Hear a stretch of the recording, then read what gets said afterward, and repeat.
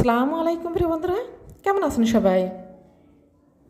বিকেলের নাস্তায় যদি থাকে এমন একটা খাবার, তো পুরো বিকেলটাই জমে যাবে। এত দারুণ এই নাস্তাটা খেতে, একবার খেলে বারবার খেতে মন চাইবে। তো দেখেন, এখানে আমি তেলাপিয়া মাছের একটা পিস নিয়ে আসি। মাছটা আমি খুব ভালো করে কেটে ধুয়ে নিয়েছি। তারপরে এখন আমি সেদ্ধর জন্য বসিয়ে দিলাম। কড়াইতে সামান্য লবণ আর সামান্য হলুদের গুঁড়া দিয়ে সামান্য একটু পানি দিয়ে দেবো সেদ্ধ হওয়ার জন্য। এখন দিয়ে দেবো রস লেবু রসটা দেওয়ার পরে আমি ভালো করে সেদ্ধ করে নেব। সেদ্ধ হয়ে গেলে মাছটা আমি কাটা বেছে নেব। আমি এখানে তেলাপিয়া মাছ দিয়ে নাস্তাটা বানাচ্ছি। আপনারা চাইলে যে কোনো মাছ দিয়ে বানাতে পারেন, যে কোনো বড় মাছ হলেই হবে। তো দেখেন, আমি কাটাগুলো খুব ভালো করে বেছে নিয়েছি।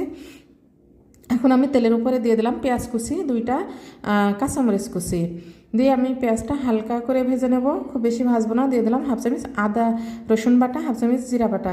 এখানে দিয়েছি হাফ চামচ হলুদের গুঁড়া, হাফ চামচ মরিচের গুঁড়া। দিয়ে দিলাম গরম মশলার গুঁড়া হাফ চামচ। এখন দিয়ে দেবো ভাজা জিরার গুঁড়া হাফ চামচ।